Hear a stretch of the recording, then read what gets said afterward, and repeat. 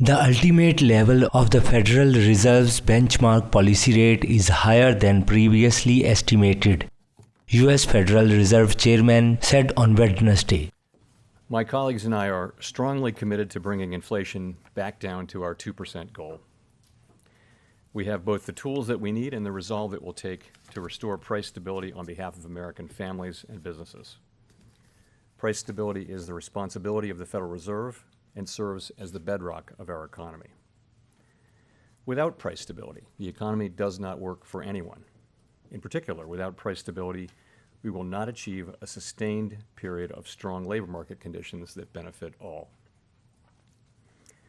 Today, the FOMC raised our policy interest rate by 75 basis points, and we continue to anticipate that ongoing increases will be appropriate. We are moving our policy stance purposefully to a level that will be sufficiently restrictive to return inflation to 2%. In addition, we're continuing the process of significantly reducing the size of our balance sheet.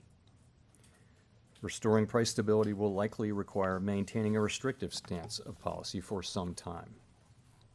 In remarks at a press conference after the Fed raised rates by 75 basis points for a fourth consecutive meeting, Powell said there is significant uncertainty around the level of rates needed to bring down inflation, but we still have some ways to go.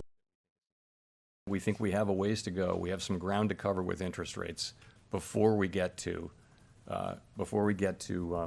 that level of interest rates that we think is sufficiently restrictive. And putting that in the statement and identifying that as a goal is an important step.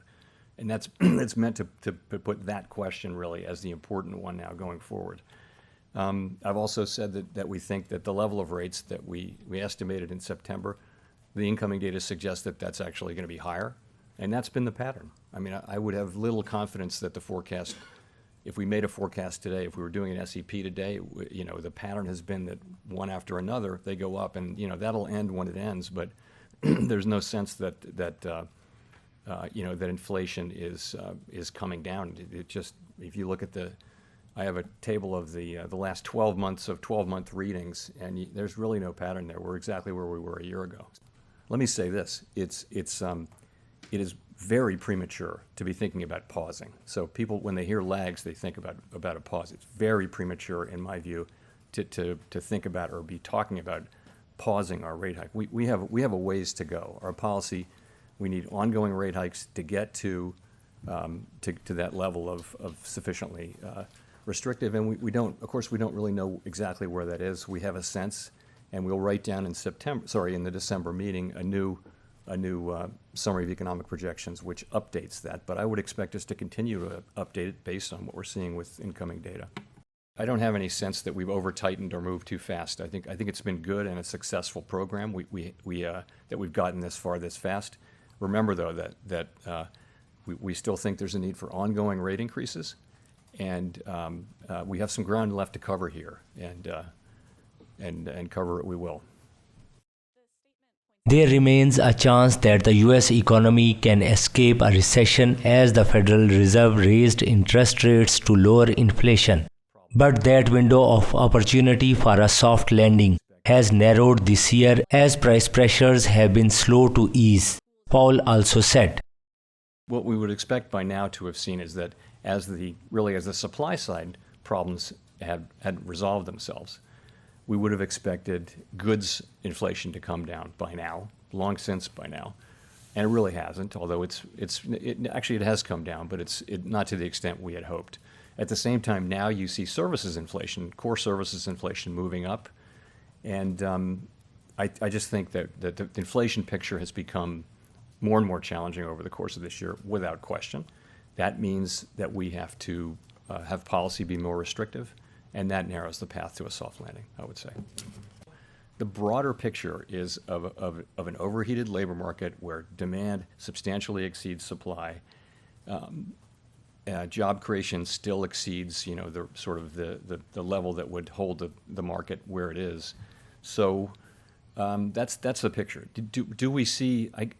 We keep looking for signs that sort of the beginning of a gradual softening is happening. And maybe that's there, but it's not it's not obvious to me because wages aren't coming down. They're just moving sideways at an elevated level, both ECI and average hourly earnings. We want to see, we would love to see vacancies coming down, quits coming down. They are coming down. Vacancies are below their all-time high, but not by as much as we thought because, and that, the data series is volatile. We never take any one reading. We always look at, 2 or 3. So it's a mixed picture. I don't see the case for real softening just yet, but we look at, as I just showed you, we look at a very broad range of data on the labor market. We look at housing. Of course, housing is significantly affected by these higher rates, which are really back where they were before the global financial crisis. They're not historically high, but they're much higher than they've been.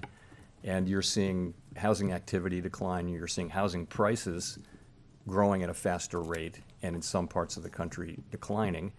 I would say the housing market was very overheated for the couple of years after the pandemic as demand increased and rates were low. We all know the stories of how overheated the housing market was, prices going up, many bidders, no conditions, that kind of thing. So the housing market needs to get back into a balance between supply and demand. We're well aware of what's going on there. From a financial stability standpoint, we didn't see in this cycle the kinds of poor credit underwriting that we saw before the global financial crisis. Housing credit was very much more carefully managed by the lenders. So it's a very different situation and doesn't appear to present financial stability issues. But no, we do understand that's really where a very big effect of our policies is. Federal Reserve Chairman Jerome Powell acknowledged the central bank's latest ethics stumbles and said the Fed was working hard to make sure it meets its new, very stringent standards.